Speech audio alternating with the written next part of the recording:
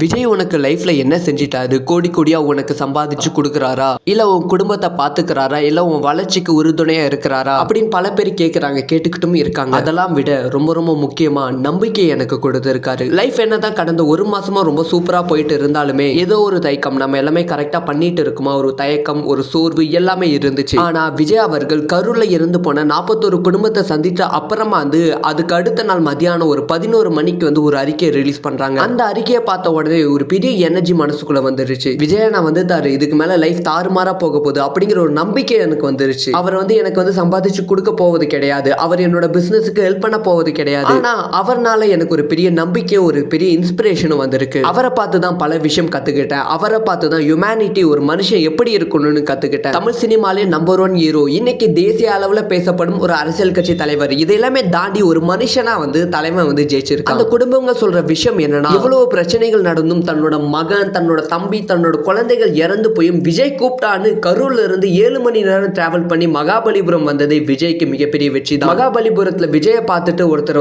சொல்றாரு, என்னோட தம்பி தமிழக வெற்றி கழகத்துக்காக போய் இறந்து போயிட்டான். இப்ப நான் என் தம்பி இடத்துல இருந்து தமிழக வெற்றி கழகத்துக்காக உழைக்க போறேன், விஜய்க்காக உழைக்க போறேன். எங்களோட கடைசி நம்பிக்கையை நீங்க தான் தமிழ்நாட்டை காப்பாற்றணும், தயவு செஞ்சு போயிடாதீங்கண்ணா அப்படின்னு சொல்லி ஒருத்தர் பேசுறாரு. இந்த மக்களுக்கு ஒரு பெரிய நம்பிக்கையா விஜய் இருக்காரு அப்படின்னு சொல்லி நேத்து தான் எனக்கு கிளியரா புரிஞ்சது. இத்தனை நாள் வரைக்குமே அவருக்கு ஒரு பெரிய ஃபேன் பேஸ் இருக்கு, நம்பர் 1 ஸ்டார். அதனாலதான் இவருக்கு இவ்வளவு கூட்டம் வருகிறது, அதனாலதான் மக்கள் இவ்வளவு பாசமா இருக்காங்க அப்படின்னு நான் நினைச்சிட்டு இருந்தேன். ஆனா அதெல்லாம் காரணம் கிடையாது. ஒரு மனுஷனா மக்களோட மனசுல இடம் பிடிச்சிருக்காரு விஜய். ஒரு மனுஷனா எப்படி இருக்கணும்னு விஜய் ஒரு எடுத்துக்காட்டா இந்த கரூர் சம்பவத்துக்கு அப்புறமா, முக்கியமா கரூர் குடும்பத்தை பார்த்துட்டு அப்புறமா விஜய் இருக்காரு. ரியலி எனக்கு விஜய் மீது மரியாதை நாளுக்கு நாள் அதிகரித்து கொண்டே இருக்கு. முக்கியமா நேற்று ஒரு பெரிய மரியாதை அதிகரித்து விட்டது. எல்லா தலைவர்களும் சொல்லுவாங்க, மக்களை நேசிக்கும் தலைவர்கள், மக்களை நேசிக்கும் கழகம் அப்படி சொல்லி பல கட்சிகள் சொல்லிக் கொண்டுதான் இருக்கு. ஆனா உண்மையாலுமே தன்னோட மக்களை நேசிக்கும் தலைவனா விஜய் அவர்கள் இருக்காங்க என்பதில் மாற்று கருத்தே கிடையாது. இதுக்கு மேல விஜய் அவர்கள் எடுத்து வைக்கும் ஒவ்வொரு அடியும்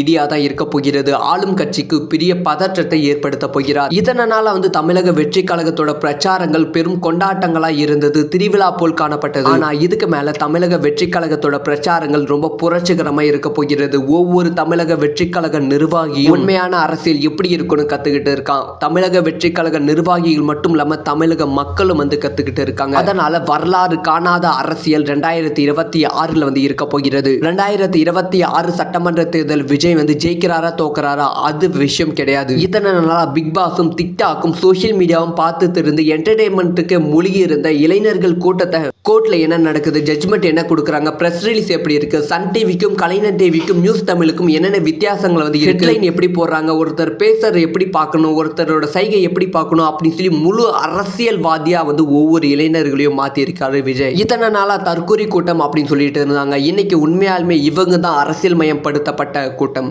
1967 திமுக ஆட்சிக்கு வந்ததற்கு மிக முக்கியமான காரணம் இளைஞர்களை அரசியல் மயப்படுத்தியது தான். அதே மாதிரி 1977 எம்ஜிஆர் அவர்கள் ஆட்சிக்கு வந்ததற்கான மிக முக்கியமான காரணம் தன்னோட ரசிகர்களை அரசியல் மயமாக்கினது தான். அதே மாதிரி 2026 விஜய் அவர்கள் இத்தனை நாளா டிக்டாக் சோசியல் மீடியா அடிக்ட் ஆயிட்டு இருந்த இளைஞர்களை அரசியல் மயப்படுத்தி இருக்காங்க. நூற்றாண்டை கடக்கும் ஒரு மாபெரும் கட்சியா தமிழக அரசியல் தமிழக வெற்றி கழகம் இருக்க போது என்பதில் துளியும் மாற்று கருத்து கிடையாது. இனிமே தான் ஆட்டம் ஆரம்பிக்கும் போகிறது. தமிழக வெற்றி கழகத்தோட 2.2 ஆரம்பம். இனிமே விஜயின் வேட்டையும் ஆரம்பம். திமுகவின் கதை முடிவுக்கு வருகிறது.